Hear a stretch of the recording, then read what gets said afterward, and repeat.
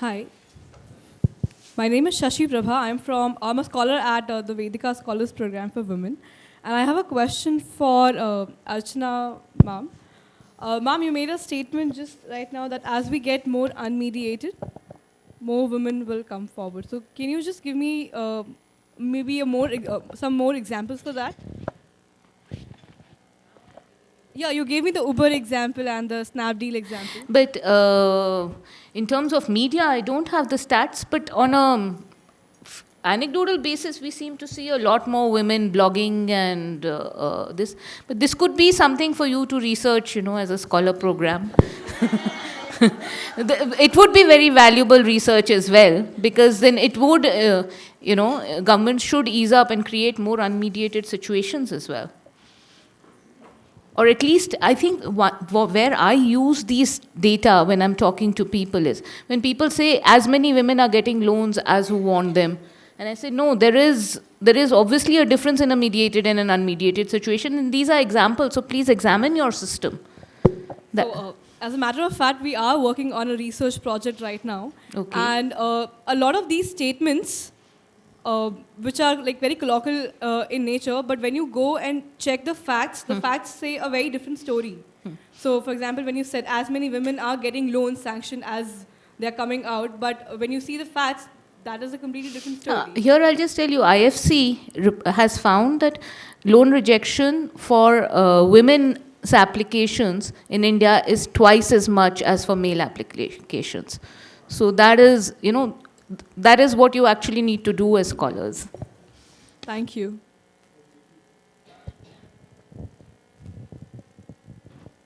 Hi, I'm Anushna from Lady Shri Ram College. Thank you for the engaging session. So we talked about stereotypes being reinforced by the media. So I would like to know from our panelists, how can we break those stereotypes? What can we do? I think we should speak about that. I think we should speak more and more about that. That is why we'll be able to control this menace, in fact. So the problem is that we don't talk, we don't write about this. I mean, we women, we have to stand up as well. If we will refuse something, there would be a way. Like if somebody is asking you that you should go to the desk and you should work like, I quoted myself as well. So if we'll ask that we are not able to do that, why don't you ask somebody else to do that? So the stereos in media is topics as well, We don't cover much problems, and we don't pursue our male colleagues, in fact, to cover. I think they need to cover women issues, and they need to talk about women issues more than us, because we know and we pass through that time, so we know each and everything about our problems. They need to know about women and working women and women at home and domestic violence and all these things, because they should come up and they should know about stereotypes, and we should highlight that. So that is the only way, I think. Stereotypes. Okay. Sorry. No, I was just saying about stereotypes, a lot of it is subliminal messages. It's not just that the protagonist is doing something, but the subliminal messages which shows the woman picking up or standing and serving people or sacrificing everything, I think this sacrifice as a great virtue in women is something which one needs to also look at as a tool for, emancipation. Because to glorify sacrifice means that you are actually oppressing that person. To mention, you are watching Pakistani dramas on Zindagi. Once these dramas were very popular, and naturally our drama is very popular in our society, but they were then they started projecting women crying all the time, and they are sitting and they are totally helpless and they are not doing anything. We have watched and we were inspired in 1980s when Hasina Moin was used to write dramas, very popular dramas, some of you may be knowing, Tanhaiya and Ankahi, and very powerful women, and they encouraged Pakistani women. So when they started showing women crying at their home and showed their helplessness, we spoke out in media, and we said that please stop this. We need icons, we need people, we need women who are encouraging others, not they are, crying all the time and they are helpless and they are totally dependent on their man. So the media is a very, very big tool to encourage women. I still remember that I was very big fan of Hasina Moin and her heroines, very daring heroines, and so it worked a lot in our society. And I think now you are watching Zindagi channel, so I can say you can just eliminate those elements from your screens. Thank you.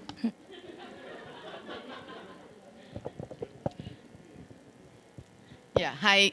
My name is Nirmala Menon, and I run Interweave Consulting, which is an inclusion solutions company.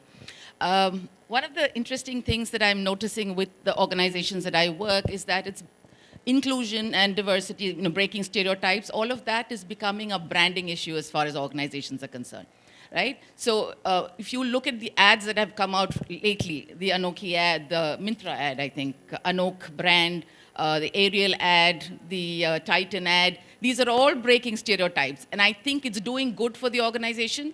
So in a sense, the youth want to see organizations that are inclusive of all people, and whether it's women, whether it's people, sexual minorities, whatever, they're looking at presenting a brand that is inclusive, and that's working for them. So I think media is very well positioned today to work with organizations on creating that change. The comments. To see my friends, male friends, doing ad of Ariel washing clothes, and then Harpic and washing their latrines and toilets. You see, and there is another very important thing. I don't know whether here it is or not, but we have a very different dictionary in Urdu, at least, and we have asked a few of our friends to work on it, and especially in Hindi as well. Like, उसने उसका मर्दानावार मुकाबला किया. Bhai, what is this mardanavar? Why can't we have zananavar? I mean, it's like, it's ridiculous. So, फिर जी उसने उसकी मर्दानगी देखिए, मतलब उसकी जनानगी क्यों नहीं हो सकता? So, like, yeah, of course. So it's like, it's very important what we are using, the language we are using. और हम तो मेरे ख्याल है इंडो पाक में तो ये चीज़ मुश्तरक है कि हम औरतों के लिए हर वो चीज़, मसलन, अब मैं इसलिए हिंदी में बोल रही हूँ कि जितनी इज्जत रह जाए उतना अच्छा है, मसलन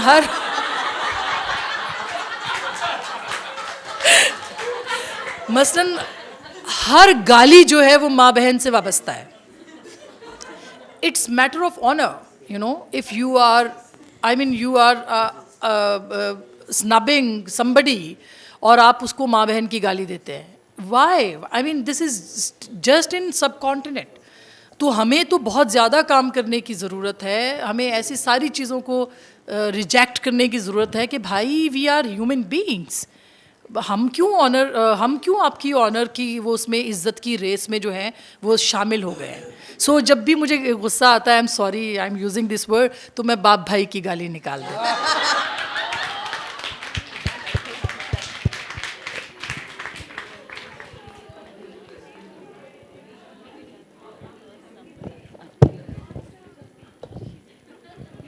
My question is for Archana. Hi, my name is Purva and I work for ICRIER. I was wondering if the findings of the FICCI flow report, have they been disseminated? Have they been discussed with the censor board? And has anything been done about it? As festival. Okay. And we had NFDC and people like that. And we are going to be putting it up on our website. So we are planning to hold a series of events. We have 15 locations across the country. So in each of the cities, we are planning to hold conferences and call people from the film industry and discuss in the regional film industry as well.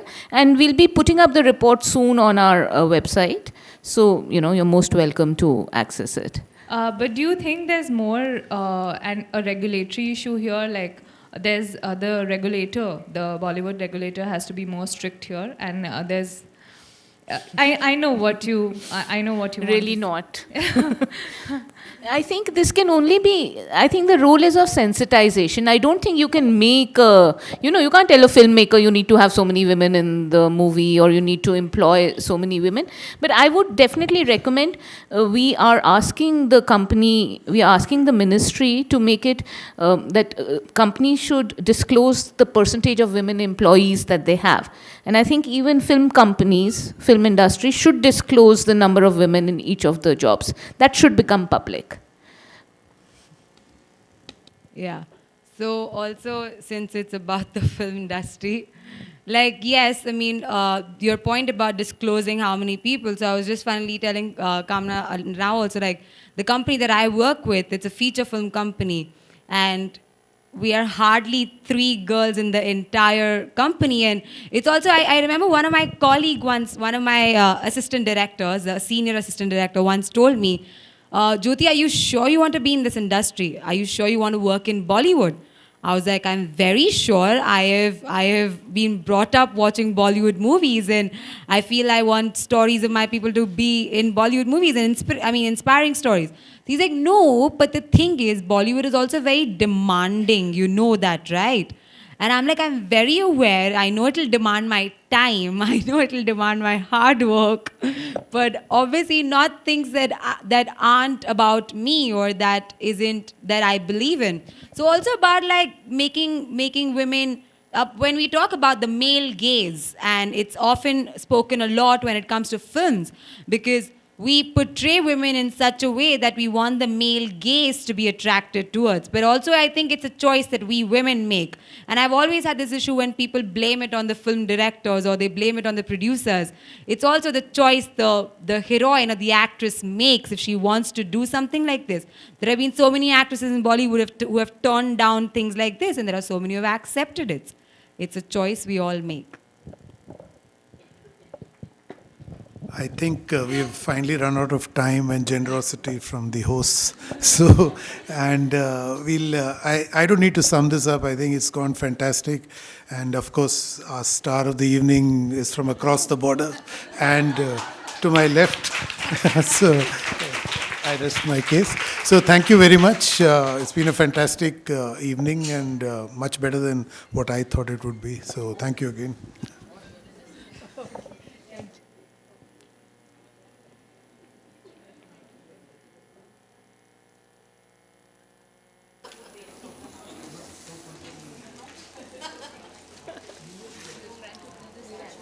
So you could go. I just wanted to thank you all. So thanks a ton, Anil. I must say you've been the best moderator in terms of time. Thank you. And I think it was an amazingly engaging panel. Thank you so much. Thank you. A big round of applause for them.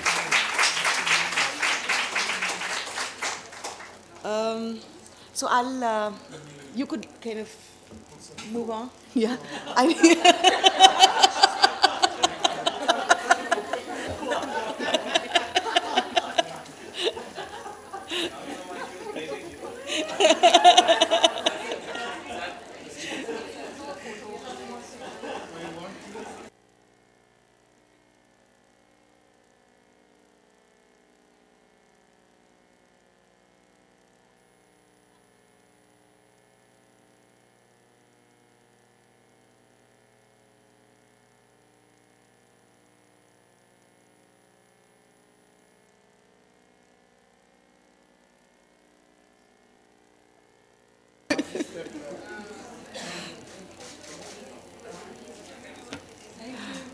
Thank you. Thank you.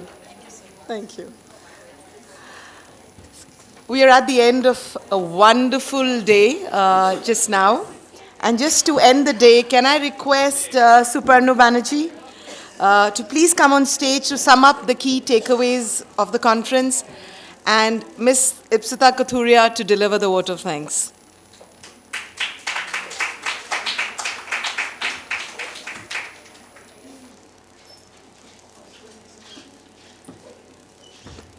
Good evening. I don't know how you top that session and try and sum it all up this evening. I think it's an insurmountable task.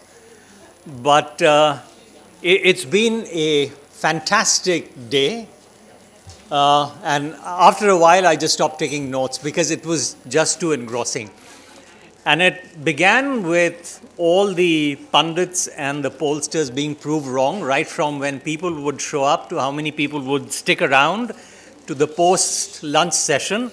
And I think what we've seen is that we've had unflagging interest and, and standing room only, as we can see, and there are people outside still and nobody's left. But I think a few key takeaways for me, and I'm not going to go into much detail because there's all the details that are available.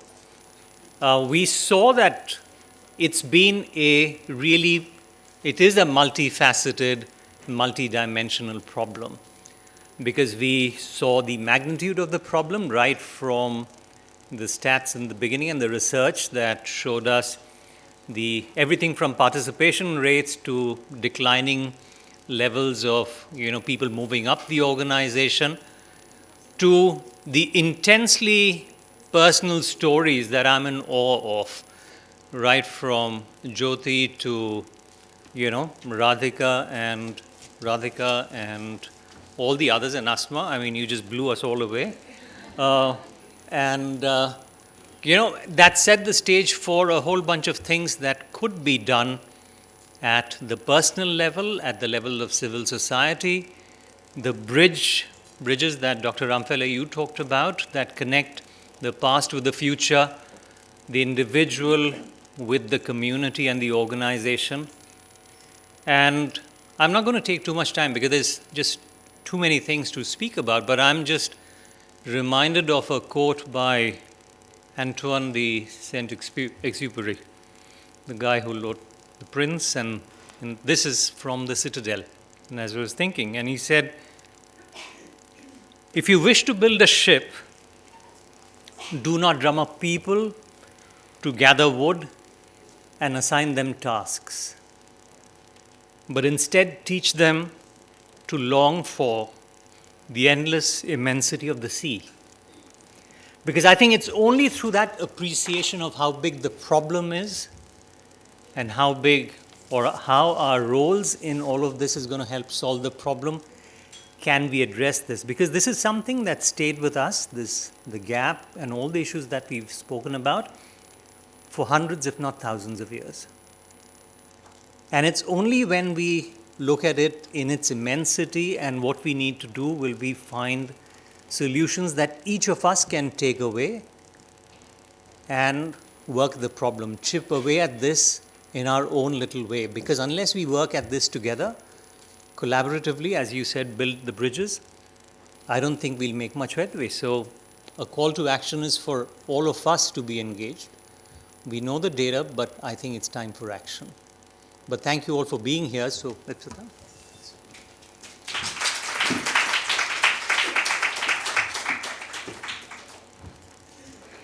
Okay, the day is finally come to an end.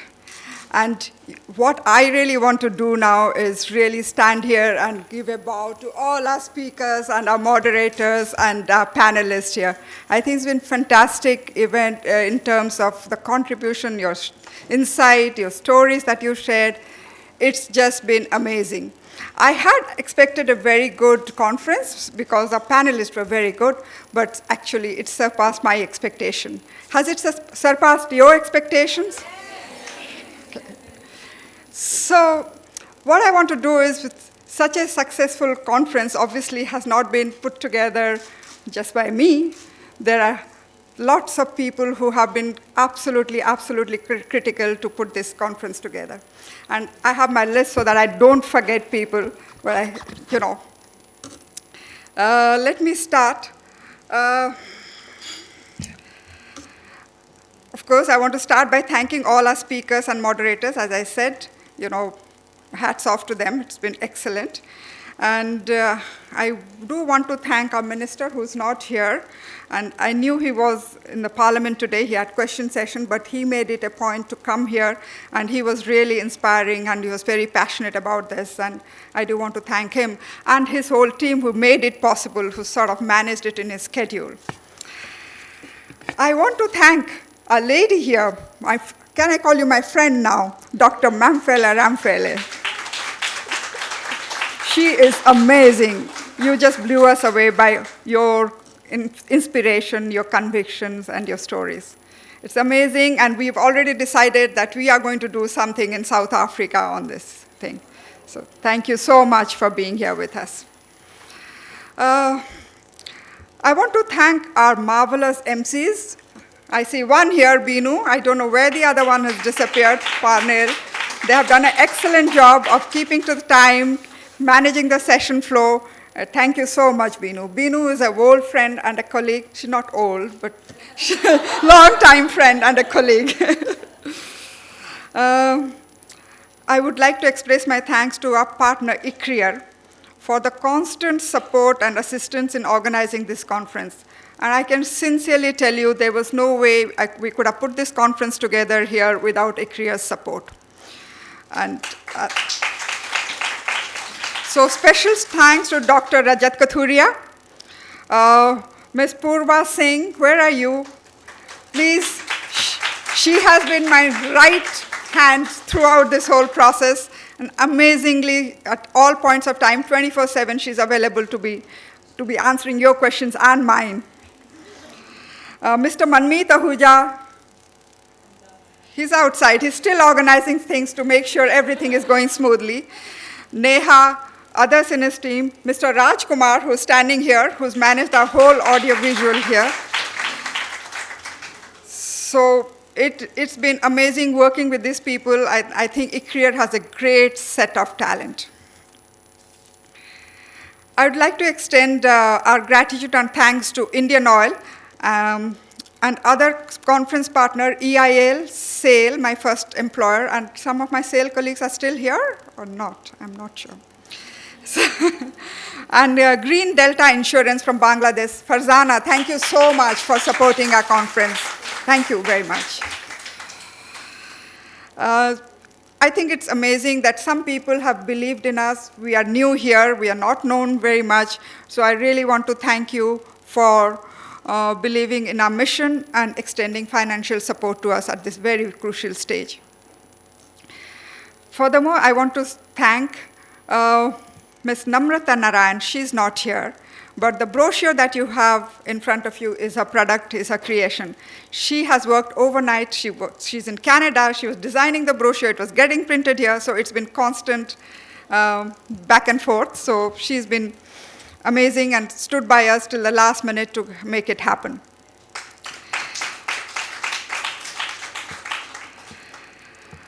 And I want to thank, before I go further, I want to thank all the Vedika scholars who are here, who have been constantly helping in the background, and they have been amazing. You know, they have taken over some of the responsibilities and they managed it without coming back to me, which is what I like.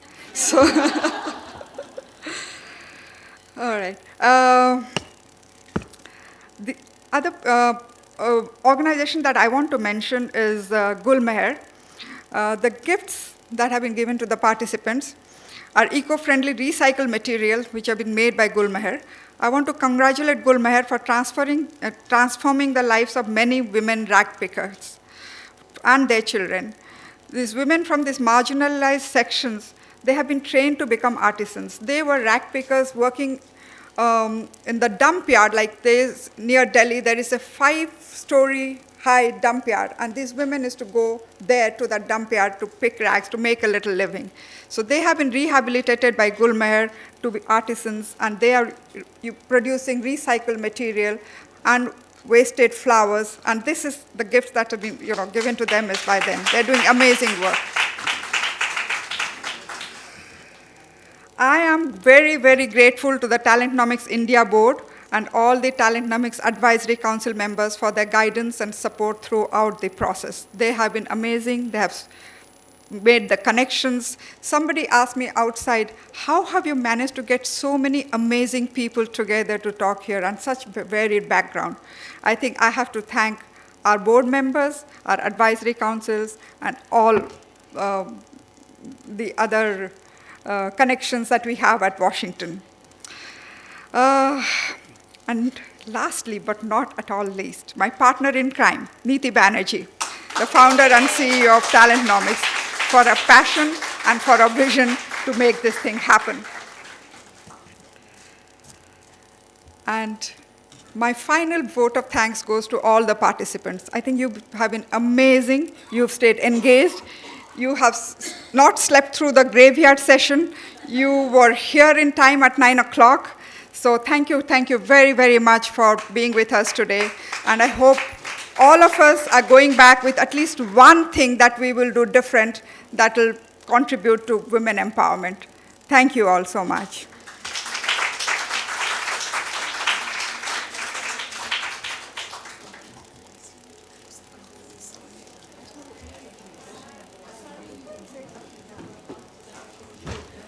So we officially closed the conference. Don't forget to give feedback. That will be very useful for us. And also do stay connected with us through Twitter, Facebook, LinkedIn. Thank you. Have a great evening.